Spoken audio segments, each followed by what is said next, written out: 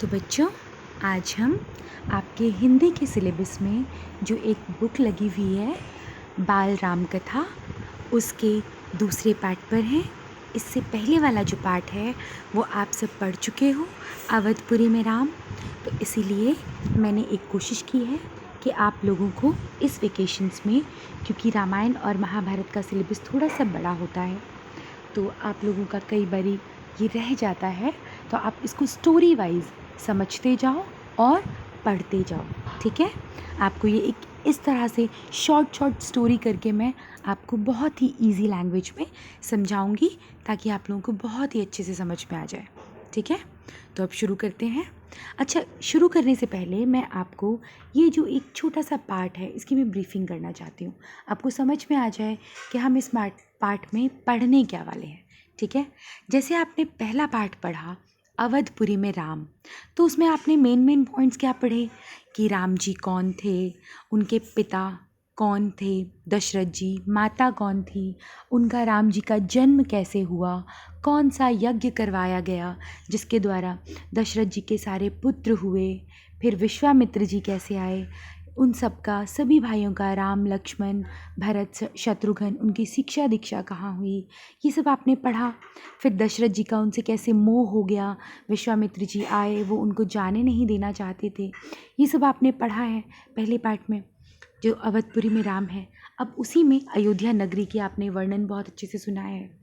अब हम आगे इस पार्ट में ये पढ़ेंगे, जैसे इस पार्ट का शीर्षक है जंगल और जनकपुर, यानी जंगल से लेके जनकपुर तक का सफ़र कैसे तय किया गया और ये पार्ट जंगलों से शुरू होकर जनकपुर पर कैसे इसका अंत हुआ, यही इसका सारांश है। समरी आप बोलते हो वही है। ठीक है, तो अब यहाँ पे जंगल से शुरू क्यों हुआ, क्योंकि विश्वामित्र जी जो हैं वो राजमहल के राजकुमारों को वहाँ से लेकर कहाँ आए, जंगल में लेकर आए। और जंगल में क्यों लेकर आए, उनका एक उद्देश्य है कि बहुत सारे राक्षस हैं जिनका अंत राम जी द्वारा ही करवाया जाएगा, यही ना। तो चलो अब हम पार्ट को पढ़ते हैं। अच्छा, और इसके साथ थोड़ा सा और ऐड कर देती हूँ ताकि आप लोगों को ये बोरिंग ना लगे। तो जैसे ही कुछ राक्षसों का अंत करते हैं राम जी, तो विश्वामित्र उनको लेकर कहाँ जाते हैं, बीच में एक ऋषि के आश्रम में भी जाएंगे, आप वो भी इसमें पढ़ोगे। फिर उसके बाद उनको जनकपुर से न्योता मिलेगा, फिर वो लोग जनकपुर जाएंगे। और जनकपुर कहाँ पर है, जनकपुर है बेटा नेपाल और बिहार के बॉर्डर पे, और जनकपुर को ही मिथिला धाम भी कहा जाता है। ठीक है, इसीलिए जो माता सीता है उनका नाम क्या है, मैथिली भी है, क्योंकि वो मिथिला की निवासी थी।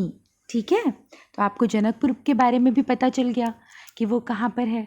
तो ऐसे ही जो श्री राम हैं वो विश्वामित्र के साथ राम लक्ष्मण दोनों वहाँ पहुँच जाते हैं। किस तरह से वहाँ पर धनुष तोड़ने का प्रसंग होता है, जो राजा जनक हैं वो धनुष तोड़ने का एक प्रसंग रखवाते हैं, स्वयंवर रखवाते हैं सीता जी का, ये सब आप सारा इसके अंदर पढ़ोगे। ठीक है, चलो शुरू करते हैं। राजमहल से निकलकर महर्षि विश्वामित्र सरयू नदी की ओर बढ़े। दोनों राजकुमार साथ थे, उन्हें नदी पार करनी थी। आश्रम पहुंचने के लिए विश्वामित्र ने अयोध्या के निकट नदी पार नहीं की। दूर तक सरयू के किनारे किनारे चलते रहे, दक्षिणी तट पर, उसी तट पर जिस तट पर अयोध्या नगरी थी। वे चलते रहे। नदी के घुमाव के साथ साथ राजमहल पीछे छूट गया, उसकी आखिरी बस्ती भी निकल गई। चलते चलते एक तीखा मोड़ आया तो सब कुछ दृष्टि से ओझल हो गया।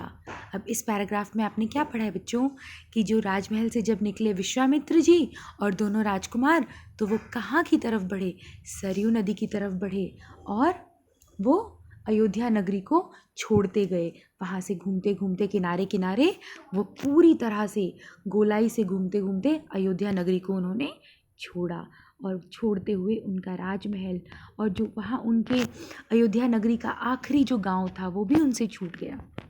राम और लक्ष्मण ने एक बार भी पीछे मुड़कर नहीं देखा, उनकी नज़र सामने थी, महर्षि विश्वामित्र के सधे कदमों की ओर। सूरज की चमक धीमी पड़ने लगी, शाम होने आई। राजकुमारों के चेहरों पर थकान का कोई चिन्ह नहीं था, उत्साह था। वे दिन भर पैदल चले थे और चलने को तैयार थे। अब देखो शाम हो गई, फिर भी राजकुमार थके नहीं हैं। वो सीधा चल रहे हैं। उनके चेहरों पे कोई थकान नहीं है, बल्कि बहुत सारा उत्साह है। महर्षि अचानक रुके। उन्होंने आसमान पर दृष्टि डाली।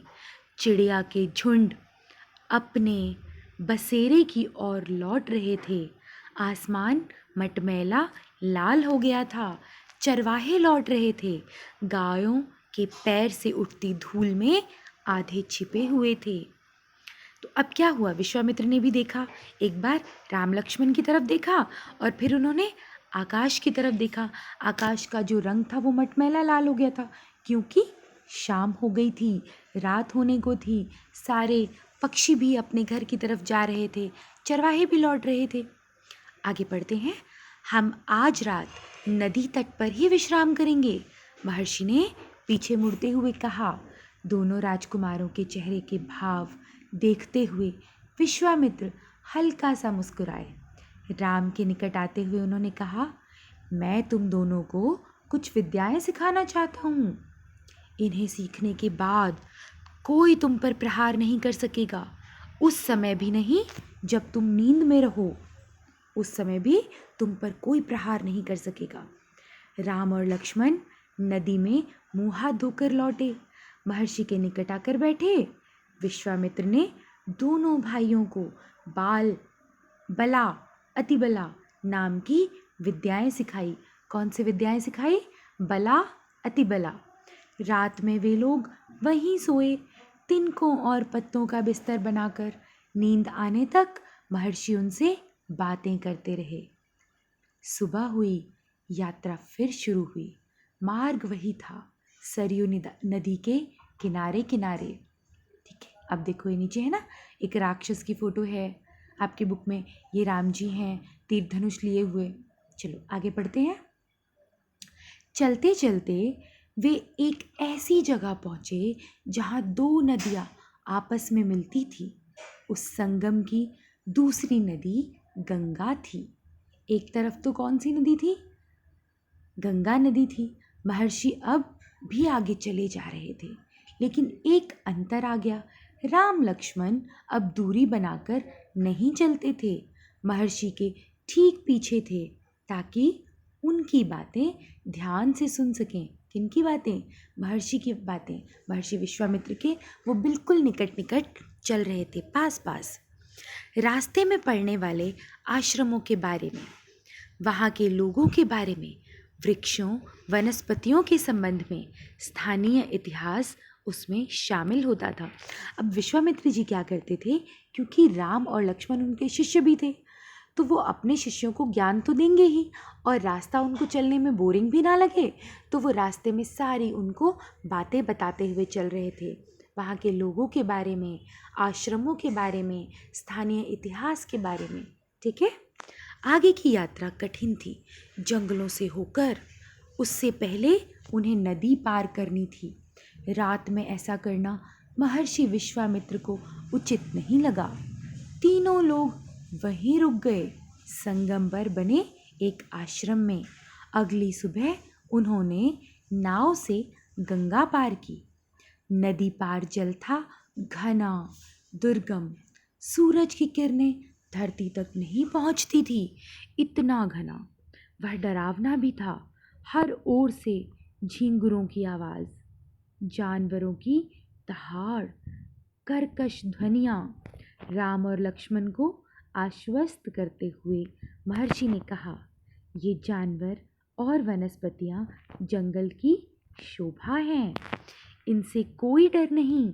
असली खतरा राक्षसी ताड़का से है, वह यहीं रहती है।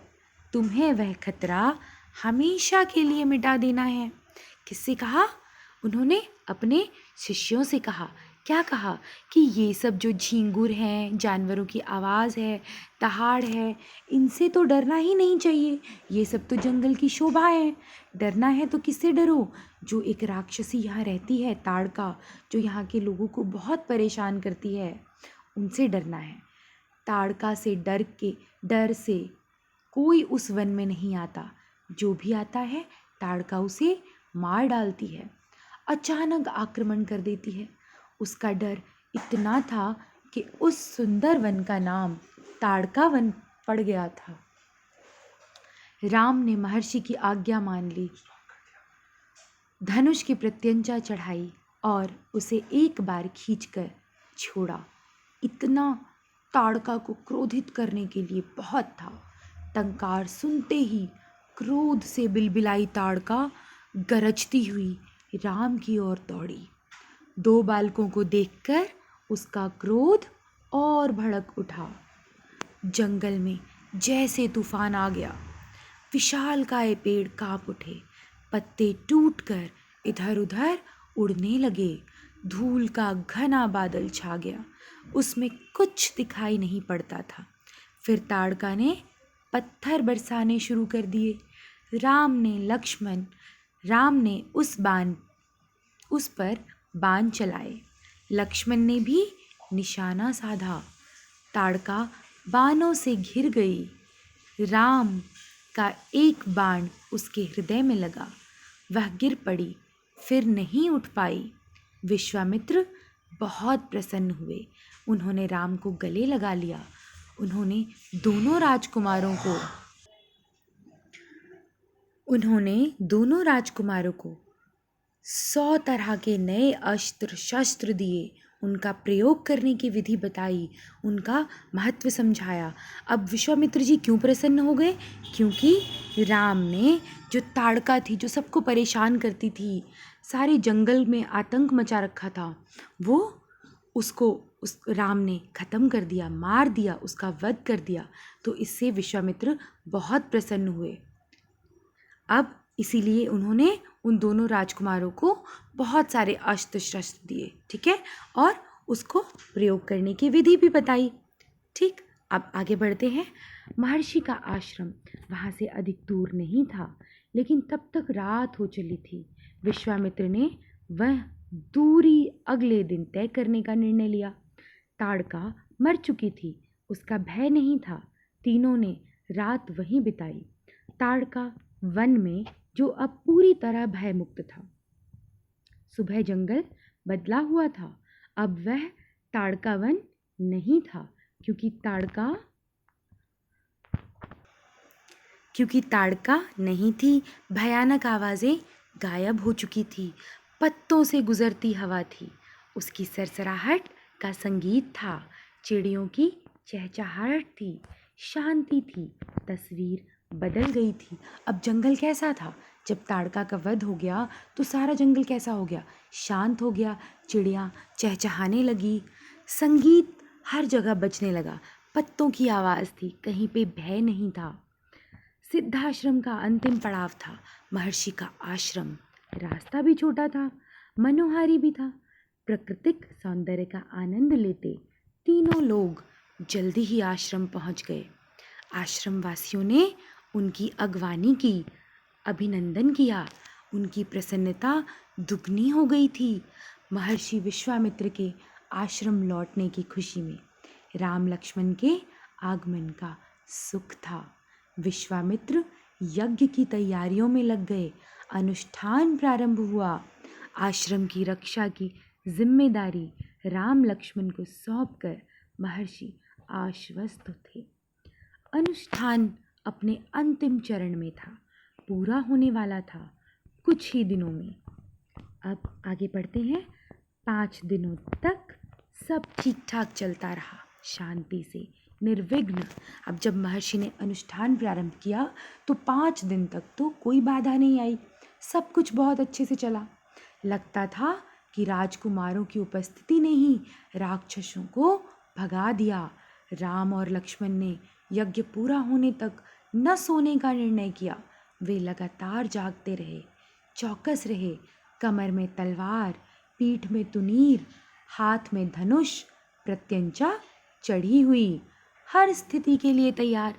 जो राजकुमार थे उन्होंने क्या किया? उन्होंने एक प्रण लिया कि जब तक हमारे गुरु का अनुष्ठान पूरा नहीं होता हम नहीं सोएंगे, हम जागते रहेंगे, चौकस रहेंगे। अनुष्ठान का अंतिम दिन था। अचानक भयानक आवाज़ों से आसमान भर गया। सुबाहु और मारीच ने राक्षसों के दल बल के साथ आश्रम पर धावा बोल दिया। मारीच क्रोधित था, यज्ञ के अलावा भी इस बात से कि राम लक्ष्मण ने उसकी माँ को मारा था, ताड़का को। अब ताड़का के ये कौन थी? मारीच कौन थे? पुत्र थे, है ना। राम ने राक्षसों का हमला होते ही कार्रवाई की। किसका हमला हुआ? अगले दिन जो लास्ट अंतिम दिन था, जिस दिन अनुष्ठान पूरा होना था, उस दिन सुबाहु और मारीच इन दोनों राक्षसों ने यज्ञ पर धावा बोल दिया। अब ये दोनों थे कौन? तो ये दोनों ताड़का के पुत्र थे। धनुष उठाया और मारीच को निशाना बनाया। मारीच बाण लगते ही मूर्छित हो गया।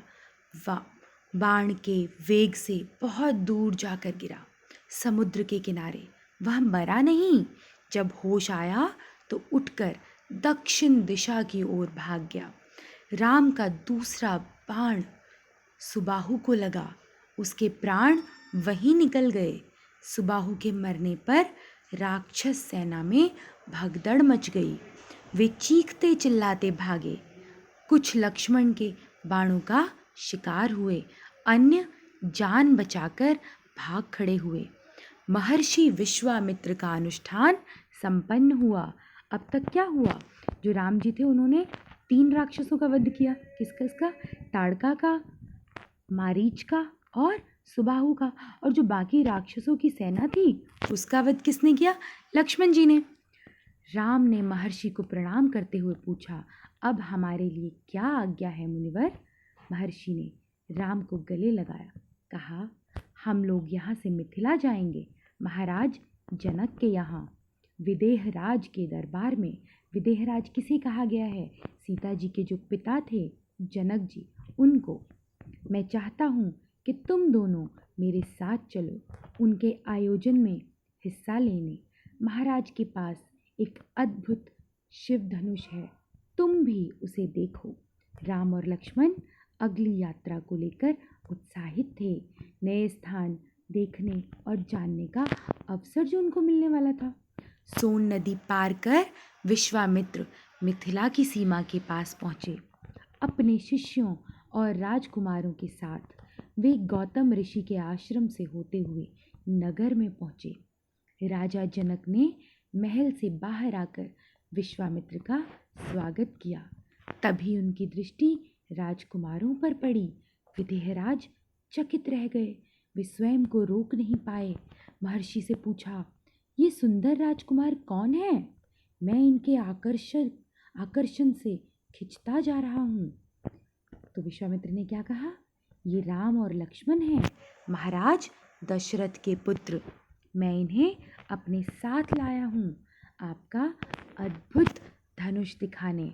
अब विश्वामित्र जी कहाँ लेकर चले गए दोनों राजकुमारों को? मिथिला धाम, जनकपुर धाम। और वहाँ पर किससे भेंट हुई राजकुमारों की?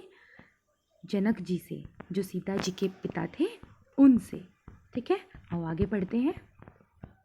विदेहराज ने महर्षि, उनके शिष्यों और राजकुमारों के ठहरने की व्यवस्था की।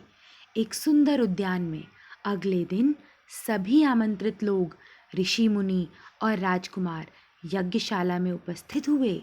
वहाँ महर्षि ने फिर धनुष का उल्लेख किया। महाराज जनक ने अपने अनुचरों को आज्ञा दी, शिव धनुष को यज्ञशाला में लाया जाए। शिव धनुष सचमुच विशाल था, लोहे की पेटी में रखा हुआ था। पेटी में पहिए लगे हुए थे, 8 पहिए। उसे उठाना लगभग असंभव था। पहियों के सहारे खिसकाकर उसे एक से दूसरी जगह ले जाया जाता था। अनुचर मुश्किल से उसे खींचते हुए यज्ञशाला में ले आए। धनुष देखते ही विदेहराज एक पल के लिए उदास हो गए। अब ये जो धनुष था बच्चों, ये कौन सा धनुष था? ये शिव जी का धनुष था, जिसे शिव जी ने प्रसन्न होकर राजा जनक को दिया था। तो राजा जनक ने एक शर्त रखी थी अपनी पुत्री के विवाह के लिए, सीता जी के विवाह के लिए, कि जो इस धनुष को तोड़ देगा और इस पे प्रत्यंचा चढ़ा देगा, अर्थात प्रत्यंचा चढ़ाना होता है कि जो धनुष के साथ जो एक धागा होता है उसको बांधना, जो उठाकर इसको बांध देगा और इस धनुष को तोड़ देगा, मैं उसी के साथ अपनी पुत्री का विवाह करूँगा और मेरे लिए वही सर्वोपरि होगा, वही सबसे श्रेष्ठ होगा। ठीक है, तो इसीलिए उन्होंने ये एक शर्त रखी थी। उन्होंने कहा, मुनिवर, मैंने प्रतिज्ञा की है अपनी पुत्री सीता के विवाह के संबंध में, जो यह धनुष उठाकर उस पर प्रत्यंचा चढ़ा देगा उसी के साथ सीता का विवाह होगा। अनेक राजकुमारों ने प्रयास किया और लज्जित हुए। उठाना तो दूर, वे उसे हिला तक नहीं सके। प्रत्यंचा क्या चढ़ाते? जब वो इतने राजकुमार आए, इतने राजा आए, सबने कोशिश की, परंतु कोई उस धनुष को हिला भी नहीं पाया, तो उठाता कैसे? और जब उठा ही नहीं पाया तो प्रत्यंचा कैसे चढ़ाता? विदेहराज का संकेत समझकर महर्षि विश्वामित्र ने राम से कहा, उठो वत्स, यह धनुष देखो। अब विदेहराज ने किसके सामने अपनी परेशानी कही? क्योंकि उनको लगा कि मैंने ये शर्त तो रख दी, पर जब ये मैंने शर्त रख दी कि जो इस धनुष को उठाएगा मैं उसी से अपनी पुत्री का विवाह करूँगा, तो ऐसा तो कोई है ही नहीं, तो अब मैं क्या करूँ? ये तो धनुष किसी से उठ ही नहीं रहा। तो उन्होंने विश्वामित्र जी से कहा और विश्वामित्र ने राम जी से कहा। आओ देखते हैं आगे क्या हुआ। राम ने सिर झुकाकर गुरु की आज्ञा स्वीकार की, आगे बढ़े, पेटी का ढक्कन खोल दिया। राम ने पहले धनुष देखा, फिर महर्षि को। गुरु का संकेत मिलने पर राम ने वह विशाल धनुष सहज ही उठा लिया। यज्ञशाला में उपस्थित सभी लोग हतप्रभ थे। इसकी प्रत्यंचा चढ़ा दूं मुनिवर? राम ने पूछा। सबसे पहले उन्होंने सिर झुकाकर किससे आज्ञा ली? अपने गुरु से, और फिर धनुष की तरफ देखा। जब उनको गुरु का संकेत मिल गया कि हाँ बेटा आप उठाओ, तो उन्होंने बोल दिया कि उठा तो लिया ही, अब इसकी प्रत्यंचा चढ़ा दूं? अवश्य, यदि ऐसा कर सकते हो। किसने कहा ये? विश्वामित्र ने। विदेहराज चकित थे। राम ने आसानी से धनुष झुकाया, ऊपर से दबाकर प्रत्यंचा खींची। दबाव से धनुष बीच से टूट गया, उसके दो टुकड़े हो गए। बच्चों के खिलौनों की तरह यज्ञशाला में सन्नाटा छा गया। सब चुप थे, एक दूसरे की ओर देख रहे थे। सभागार की चुप्पी महाराज जनक ने तोड़ी। उनकी खुशी का ठिकाना न था। उन्हें सीता के लिए योग्य वर मिल गया था। उनकी प्रतिज्ञा पूरी हुई। जनक राज ने कहा, मुनिवर, आपकी अनुमति हो तो मैं महाराज दशरथ के पास संदेश भेजूं? बारात लेकर आने का निमंत्रण। यह शुभ संदेश उन्हें शीघ्र भेजना चाहिए। किसने कहा ये? जो जनक थे, उन्होंने विश्वामित्र से कहा कि अब तो मुझे मेरे पुत्री के लिए वर मिल गया है, मैं इसका विवाह अपनी पुत्री का राम से ही करवाऊंगा, तो क्या मैं इनके पिता को भी निमंत्रण भेजूं? मुझे तो जल्दी ही निमंत्रण भेजना चाहिए। तो महर्षि की अनुमति से दूत अयोध्या भेजे गए, सबसे तेज चलने वाले रथों से। इस बीच जनकपुर में धूम मच गई। बारात के स्वागत की तैयारियां होने लगी। नगर की प्रसन्नता चरम पर थी। सारे लोग बहुत खुश थे। महाराज जनक का संदेश मिलते ही अयोध्या में खुशी छा गई। आनन फानन में बारात तैयार हुई। हाथी, घोड़े, रथ, सेना। बारात को मिथिला पहुंचने में 5 दिन लग गए। अयोध्या से जनकपुर आने में बारात को कितने दिन लगे? 5 दिन। जनकपुरी जगमगा रही थी। हर मार्ग पर तोरण द्वार। तोरण द्वार होता है बच्चों, जो हम सजाने के लिए दिवाली में भी लगाते हैं ना, दरवाज़ों पे। हर जगह फूलों की चादर, एक एक कोना सुवासित। हर घर के प्रवेश द्वार पर वंदनवार, एक एक घर से मंगल गीत। मुख्य मार्ग पर दर्शकों की अपार भीड़। खिड़कियों और छज्जों से झांकती महिलाएं। एक नज़र राम को देख ले। राम सीता की जोड़ी दिख जाए। सब बहुत एक्साइटेड थे। सब अपनी खिड़कियों से, दरवाजे से देख रहे थे, जो वहाँ जनकपुरी के लोग थे, कि हमें भी राम सीता की जोड़ी देखनी है। विवाह से ठीक पहले विधेयराज ने महाराज दशरथ से कहा, राजन, राम ने मेरी प्रतिज्ञा पूरी कर बड़ी बेटी सीता को अपना लिया। मेरी इच्छा है कि छोटी पुत्री उर्मिला का विवाह लक्ष्मण से हो जाए। मेरे छोटे भाई कुशध्वज की भी 2 पुत्रियां हैं, मांडवी और श्रुतकीर्ति। कृपया उन्हें भरत और शत्रुघ्न के लिए स्वीकार करें। राजा दशरथ ने यह प्रस्ताव तत्काल मान लिया। अब क्या हुआ, जब बारात लेके दशरथ जी आ गए अपने चारों पुत्र के साथ, तो जनक जी ने कहा कि मेरी तो 2 पुत्रियां हैं और जो मेरा छोटा भाई है उसकी भी 2 बेटियां हैं। तो मैं चाहता हूँ कि आपके चारों राजकुमारों से मेरी जो चारों पुत्रियां हैं, 2 मेरी और 2 मेरे भाई की, उन सभी का विवाह हो जाए तो मुझे बड़ी प्रसन्नता होगी। तो राजा दशरथ ने भी उनकी बात मान ली। विवाह के बाद बारात कुछ दिन जनकपुरी में रुकी। बाराती बहुओं को लेकर अयोध्या लौटे तो रानियों ने पुत्र वधुओं की आरती उतारी। स्त्रियों ने फूल बरसाए, शंख ध्वनि से गलियां गूंज उठी। यह आनंदोत्सव लगातार कई दिनों तक चलता रहा। ठीक है, तो आपको मैंने बताया था कि जंगल से लेकर जनकपुर तक का हमारा यहाँ पर पाठ ख़त्म होता है।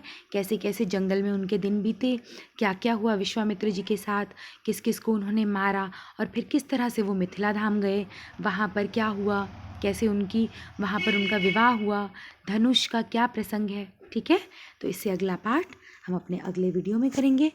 तब तक के लिए धन्यवाद।